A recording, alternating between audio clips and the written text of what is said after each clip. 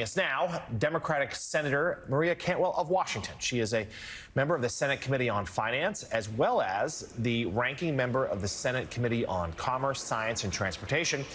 Senator, you have been focused of late on President Trump's tariffs, arguing they have wreaked havoc on global supply chains. Tell us what you've seen so far and your fears for the future if they remain in place.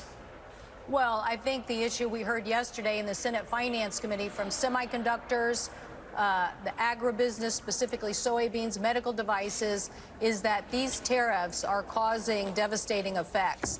And they're worried that even when they're lifted, that they won't recover. So the key thing to remember is that the Smoot-Hawley tariffs were 20% and they caused a depression.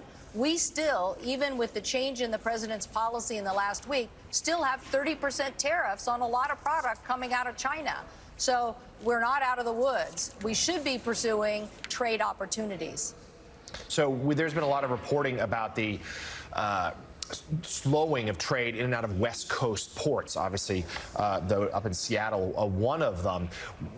What are you seeing there? What's the concern that we're about to, the impact of these tariffs and resulting price hikes are going to be coming in the days ahead?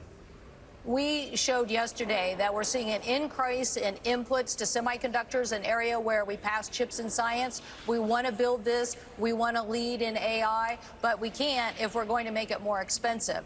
We also saw in retail goods also being made more expensive.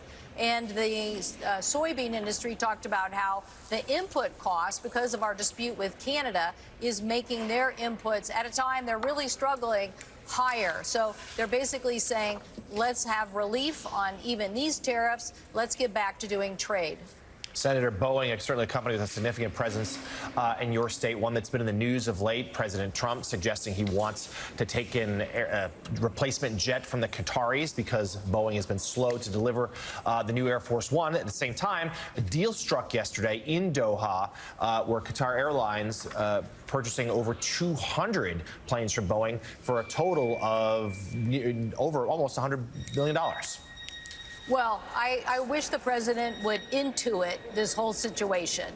So on the one hand, great success for U.S. manufacturers and U.S. supply chain. That is selling big wide body, very lucrative markets to one of the biggest growing markets of airplanes in the world, the Middle East, and the Middle East carriers. So very, very positive news. Shows you, if you focus on trade, what you can do. This affects all our jobs. On the other side, the president should look at this plane issue and say, what happens when you disrupt supply chains? The COVID supply chain disruption put the new Air Force One plane at a disadvantage. In fact, some of the suppliers actually went out of business. So I would ask the president to think about this for a second. You know, if your trade dispute causes the same problem that you're now having with planes, why continue this? Instead, let's double down on getting with the DOD a way to make the U.S. manufactured plane happen in a quicker time frame if possible.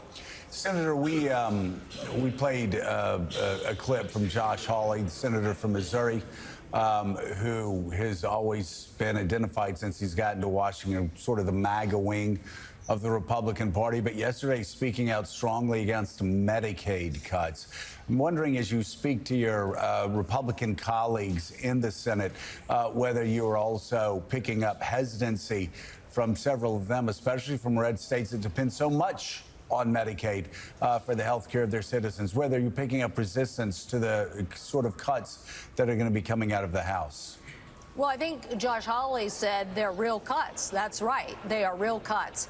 I have a letter from my constituents, Republican county commissioners, Republican state representatives, saying, don't do this. These are real cuts. They will close hospitals. They will cut off support for fentanyl. When you think about the people who are brought into a jail, and guess what the jail does? They use Medicaid to help support them. So where are all those people going to end up? In the emergency room, costing us more money? What is it going to do to long-term care? What is it going to do to those who are trying to get all sorts of care that we're just going to make it more expensive? So it's not a cost saver. And I wish Steve Ratner would do a little economic chart that is just really basic, C plus G plus I, right? And show that the economy is built on consumer spending. He's basically having tariffs. He's taking a lot of Medicaid money, which I'm pretty sure Josh Hawley understands. This will cripple his state. It will not be good for Missouri or any of these red states. No. All right, Democratic Senator Maria Cantwell of Washington State, thank you very much for being on And this we'll pass morning. that on to Steve. He'll love Yes, it. we will.